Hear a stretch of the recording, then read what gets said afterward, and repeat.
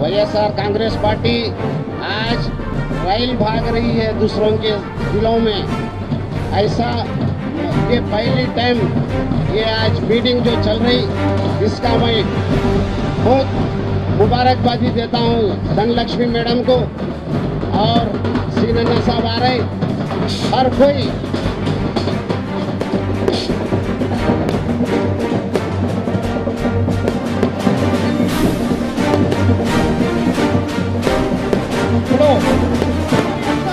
जोहार जोहार जोहार వైఎస్ఆర్ जोहार जोहार।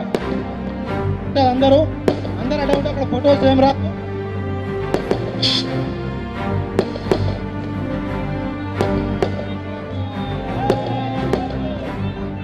వేద పండితులు ఇక్కడున్న వేద పండితులు మమ దేవావిహవే సంతు సర్వ ఇంద్రావంతో మరుతో విశ్వరగ్నే దేవీ షడర్వేరణ కృణోత విశ్వే దేవాసహవీరయద్ధం మహాస్మహి ప్రజయా మాతనోభిర్మారథమద్యుషతే సోప్తం ప్రత్యంచోయంత నిగత పునస్తే మహిషాంచత్తం ప్రభుధ్యామో బాధామహేతాన్ వసవో రుద్ర ఆదిత్యాయోస్తు శతమానం భవతి శతాయ పురుషస్యేంద్రియ ఆయుష్యేంద్రియే ప్రతిష్టతి. వైఎస్ఆర్ కాంగ్రెస్ పార్టీ అఖండ విజయోస్తు. ఈ బతుకు ఇంత పరేషాన్లో ఉంటుండేనా అనే బాధలు పడుతున్నటువంటి పరిస్థితులు ఈ రోజులో ఉన్నాయి. మీరు ఒకటే ఆలోచన చేయండి, రాజశేఖర రెడ్డి గారు ఉన్నప్పుడు మనకి ఏ విధంగా ఉండే, రాజశేఖర రెడ్డి గారు ఉన్నప్పుడు మనం ఎంత సంతోషంగా ఉన్నాం, రాజశేఖర రెడ్డి గారు ఉన్నప్పుడు మన పిల్లలకు ఫీజు రియంబర్స్మెంట్ ఇచ్చి మనకు పిల్లలకు ఇంజనీర్లను డిగ్రీ చదివించినటువంటి ఎంటెక్ ఎంఎస్ఎల్ చేసినటువంటి పరిస్థితి. ఇవాళ మన పరిస్థితి ఏందని ఆలోచనకు వచ్చినటువంటి పరిస్థితి. మీ అందరితోటి నేను చేతులు జోడించి మిమ్మల్ని ఒకటే అడగదలుచుకున్నా. రాజశేఖరన్ 5 సంవత్సరాల 100 రోజులు రాష్ట్ర ముఖ్యమంత్రిగా ఉన్నప్పుడు ఏ ఒక్కరు కూడా ఇబ్బందులు పడలే. 108 కావచ్చు, 109, 104 కావచ్చు, అనేక కార్యక్రమాలు మీ అందరితోటి ఇంత పెద్ద జల్సా, ఇంత పెద్ద కార్యక్రమానికి మీరు అందరూ వచ్చినందుకు మీ అందరికీ హృదయపూర్వకంగా కృతజ్ఞతలు తెలుపుకుంటూ ఒక్కసారి మన రాజశేఖరన్కు జోహార్ చెప్పుకుందాం. జోహార్ వైఎస్ఆర్. అక్కలు 6 గంటల నుంచి కూర్చుర్రు సీనన్న గురించి. ఒక్కసారి 2 చేతులు బట్టి జోహార్ చెప్తే లోటస్ పాండ్లో ఉన్న మన జగనన్నకు విజయమ్మకు గుర్తుకు రావాలి. జోహార్ వైఎస్ఆర్. ఆ వెనుకకి అన్న పెద్దన్న జై జగన్, జై పొంగులేటి సీనన్న. Thank you. రంగారెడ్డి జిల్లా జిహెచ్ఎంసి ఎన్నికల శంకారావు అని చెప్పేసి ఈ సభ కార్యక్రమాన్ని వేదికపై పెట్టినటువంటి మీ అందరికీ కూడా మనస్ఫూర్తిగా అభినందిస్తూ రాబోయే రోజుల్లో వైఎస్ఆర్ కాంగ్రెస్ పార్టీ గ్రేటర్ హైదరాబాద్ ఎన్నికల రిజల్ట్స్ షేర్లింగంపల్లి నియోజకవర్గం నుంచి ఇక్కడ ఉన్నటువంటి 7 డివిజన్లు 6 డివిజన్లో వైఎస్ఆర్ కాంగ్రెస్ పార్టీ జెండా ఎగురవేస్తుందని చెప్పి సందర్భంగా తెలియజేస్తూ ఇదే వేదిక పైన మరి కూడా మనం అందరం కూడా ఆ రోజు విజయ పథకాన్ని ఎగిరేస్తామని చెప్పి సందర్భంగా తెలియజేస్తూ ఈ అవకాశం ఇచ్చినటువంటి మీ అందరికీ పేరు పేరున హృదయపూర్వక నమస్కారం తెలిసి ముగిస్తున్నా. నేను ఒకటే ఒక విషయం చెప్తున్నా.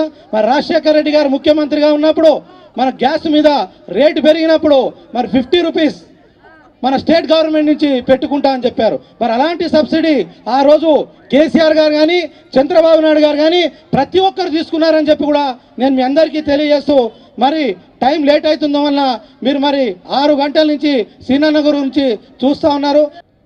ఇంత పెద్ద ఎత్తున జన సమీకరణ చేసి అన్నా రాజన్న నీవే లోకంలో ఉన్నా నీ కొడుకుకి మేమంతా అండగా ఉంటామని తెలియజేయడానికి ఇంత మంచి కార్యక్రమాన్ని ఏర్పాటు చేసిన అక్క ధనలక్ష్మి అక్కకి, వేదిక మీద ఉన్న వివిధ హోదాల్లో ఉన్న వైఎస్ఆర్ కాంగ్రెస్ పార్టీ నాయకులకు, సుమారు 2.5 గంటల నుంచి లేట్ అయినందుకు క్షమించమని ప్రతి ఒక్కరిని కోరుకుంటూ, సుమారుగా 2.5 గంటల నుంచి మా సీనన్న వస్తాడు, మాకు ధైర్యం చెప్తాడు, జగనన్న ప్రతినిధిగా ప్రాంతాలకు అతీతంగా మాకు అండగా ఉంటాడు అని తెలియజేయడానికి 2 గంటలు లేట్ అయినా వెయిట్ చేస్తున్న ఈ కార్యక్రమంలో పాల్గొన్న అక్క చెల్లెళ్లకు, అన్నదమ్ములకు, పాత్రికేయ మిత్రులకు, అధికారులకు పేరు పేరున శిరస్సు వంచి ప్రతి ఒక్కరికి వందనాలు, నమస్కారాలు. చాలా సంతోషం. చాలా ఆనందం. దివంగత నేత రాజశేఖర రెడ్డి గారు ఈ రాష్ట్రానికి ముఖ్యమంత్రిగా పరిపాలించడానికి ముందు రాజశేఖర రెడ్డి గారి తరువాత పరిపాలించిన ముఖ్యమంత్రులతో పోల్చి చూస్తే ముఖ్యమంత్రి అంటే ఇలా ఉండాలి, ముఖ్యమంత్రి అంటే ఇలా ఉండాలి అనే రకంగా ప్రతి వాళ్ళ గుండెల్లో ప్రాంతాలకి, కులాలకి, మతాలకి, పార్టీలకి అతీతంగా పరిపాలించారు కాబట్టే రాజశేఖర రెడ్డి గారు మరణించి 6 సంవత్సరాలు అవుతున్నా ఈ రోజుకి రాజశేఖర రెడ్డి గారి పేరు చెబితే రాజశేఖర రెడ్డి గారి విగ్రహం దారిలో వెళ్తున్నా కనిపించినా, ఎక్కడైనా ఫోటో కనిపించినా చేతులు జోడించి ప్రతి ఒక్కళ్ళు దండం పెడుతున్నారు అంటే దానికి కారణం ఒక్కటే 2004కు ముందు పరిపాలించిన పెద్దల పరిపాలనని తను ప్రత్యక్షంగా మండు టెండలో పాదయాత్ర చేసి ప్రజల కష్ట సుఖాలు తెలుసుకొని 2004 సార్వత్రిక ఎన్నికల్లో యావత్ అప్పుడు ఉమ్మడి రాష్ట్రంలో యావత్ ఆంధ్రప్రదేశ్ ప్రజలు రాజశేఖర రెడ్డి గారికి పట్టం కడితే ముఖ్యమంత్రి అయిన తర్వాత ప్రజల కష్టాలు తెలుసుకున్న ముఖ్యమంత్రిగా ఏ పార్టీ వాళ్ళు వచ్చినా, ఏ మతం వాళ్ళు వచ్చినా, ఏ కులం వాళ్ళు వచ్చినా, ఏ ప్రాంతం వాళ్ళు వచ్చినా రాజన్న నాకు ఈ పని ఉన్నది అని అంటే నీదే పార్టీ అని ఎవరిని అడగకుండా ప్రతి ఒక్కళ్ళకి సహాయం చేశారు కాబట్టే ఈ రోజుకి రాజశేఖర రెడ్డి గారిని మనం గుండెల్లో పెట్టి మన మధ్య లేకపోయినా పూజిస్తున్నాం. దానికి కారణం ఆయన చేసిన మంచి కార్యక్రమాలని చెప్పక తప్పదు. రాజశేఖర రెడ్డి గారి మరణం తర్వాత ఈ రోజు పరిపాలిస్తున్న ముఖ్యమంత్రి గారితో కలిపి 3 ముఖ్యమంత్రులు పరిపాలించారు. తెలంగాణ విషయానికి వస్తే సుమారు తెలంగాణ ప్రజలు 60 సంవత్సర పోరాట ఫలితంగా అనేక మంది యోధుల ప్రాణదాన ఫలితంగా తెలంగాణ బిడ్డల కోరిక మేరకు తెలంగాణ రాష్ట్రాన్ని కాంగ్రెస్, బీజేపీ పార్టీలు ఇవ్వటం జరిగింది.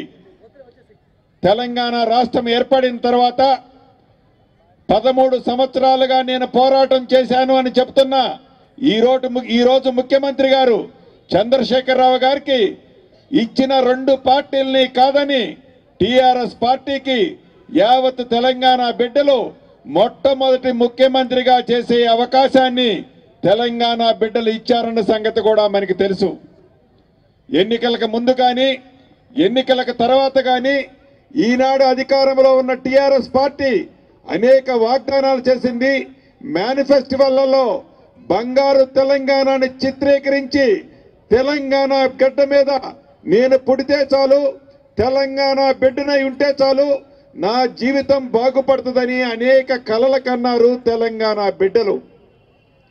తీరా సుమారు కొద్ది రోజులైతే సంవత్సరం అవుతుంది తెలంగాణ రాష్ట్రం వచ్చి ముఖ్యమంత్రిగా ప్రమాణం చేసి పెద్దల చంద్రశేఖరరావు గారు సంవత్సరం కావస్తుంది. సుమారుగా చేసిన వాగ్దానాల్లో, ఇచ్చిన మాటల్లో ఏ ఒక్కటి ఈ రోజుకు నిలబెట్టుకోలేదన్న సంగతి కూడా మనకి తెలుసు.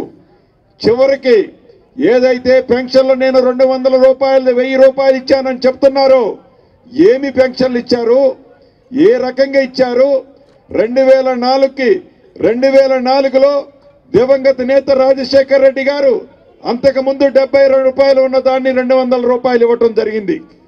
ఆనాడు వయసు పరిమితి 60 సంవత్సరాలున్న ప్రతి ఒక్కరికి ఇవ్వటం జరిగింది.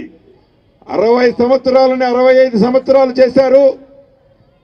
ఏదైతే 2004కి లిస్టుకి కంపేర్ చేసుకొని మేము 5%, 10% పెంచాము జనాన్ని అని చెప్తున్నారు.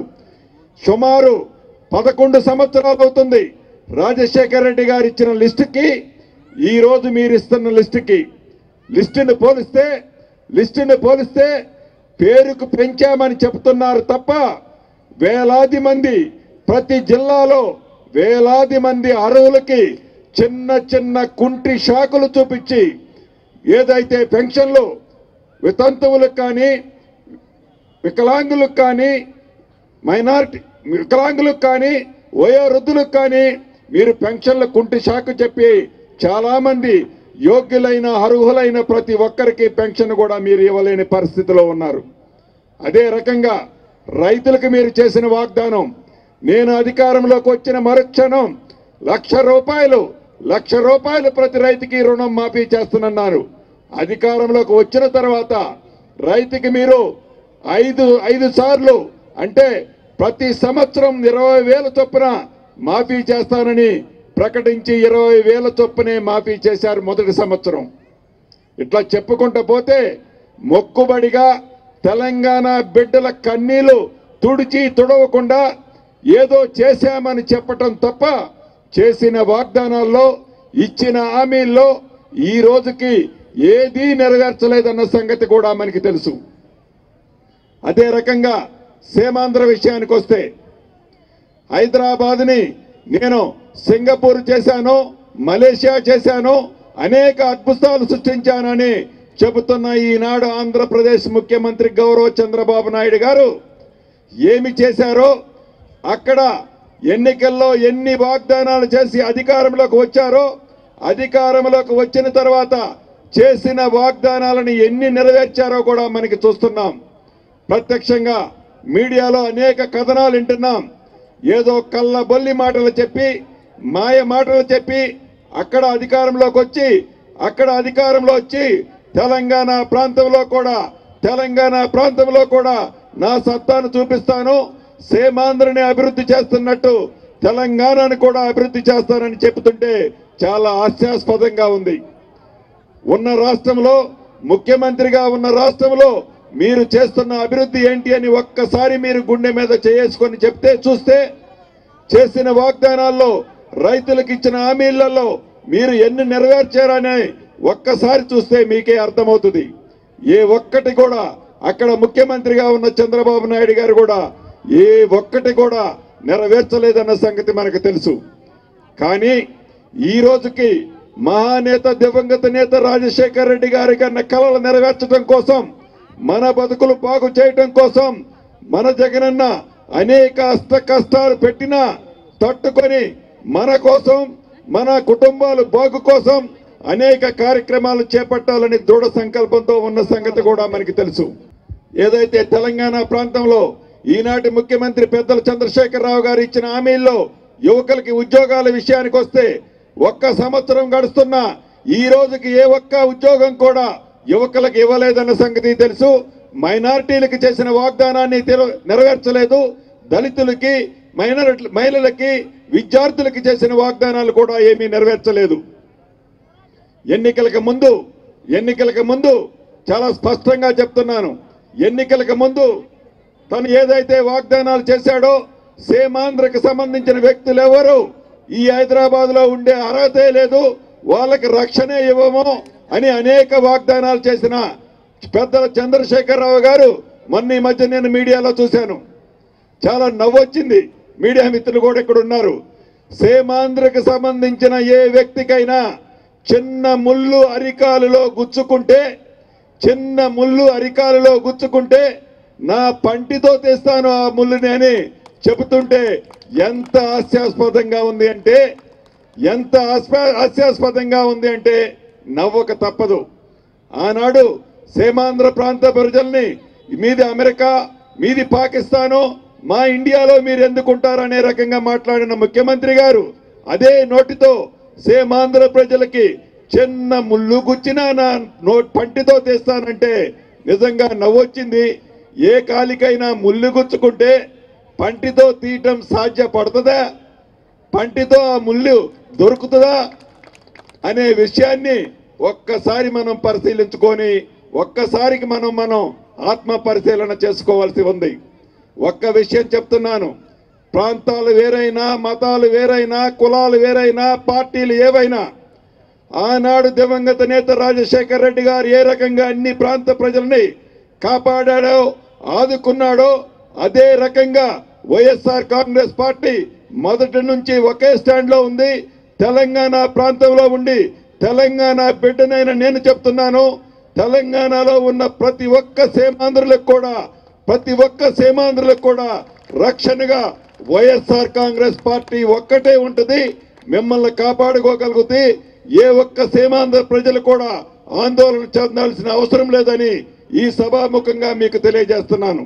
అదే రకంగా తెలంగాణ బిడ్డగా తెలంగాణ అభివృద్ధి సంక్షేమ కార్యక్రమంలో తెలంగాణ బిడ్డకి ఏ ఇబ్బంది కలిగినా కష్టం కలిగినా తెలంగాణ వైఎస్ఆర్ కాంగ్రెస్ పార్టీ అధ్యక్షుడిగా మీ కష్ట సుఖాల్లో మీ నష్టాల్లో మీ బాధల్లో అన్ని వేళ ఉండి మాట ఇస్తే తప్పలేదో మాట తప్పని మడిమ తిప్పని వంశం నుంచి వచ్చిన ఈ పార్టీలో ప్రతి ఒక్కరిని కాపాడుకొని పార్టీని దివంగత నేత రాజశేఖర రెడ్డి గారి కన్నా కళల్ని యావత్ తెలంగాణ బిడ్డలకు కూడా అందే దాంట్లో మా శక్తి వంచన లేకుండా కృషి చేస్తామని తెలియజేసుకుంటూ రాబోయే రోజుల్లో మీకు ఏ ఇబ్బంది వచ్చినా కష్టం వచ్చినా బాధలు వచ్చినా వాళ్ళు సీమాంధ్ర వాళ్ళైనా కావచ్చు తెలంగాణ వాళ్ళైనా కావచ్చు కాపాడేది ఒక్క వైఎస్ఆర్ కాంగ్రెస్ పార్టీ అని తెలుపుకుంటూ రాబోయే జిహెచ్ఎంసీ ఎన్నికల్లో కానీ ఏ ఎన్నికలు వచ్చినా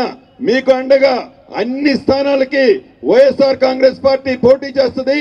తప్పకుండా రాజన్న కొడుకు మన పార్టీ వైఎస్ఆర్ కాంగ్రెస్ పార్టీ ప్రతి ఒక్కళ్ళు అత్యధికంగా సపోర్ట్ చేసి పార్టీకి అండగా ఉండాలని ప్రతి ఒక్కరిని కోరుకుంటూ ఈ అవకాశం ఇచ్చిన మీ అందరికీ మరొక్కసారి పేరు పేరున కృతజ్ఞతలు తెలుపుతూ సెలవు తీసుకుంటున్నాను. జై జగన్, జై జగన్. థ్యాంక్ యూ అన్నా.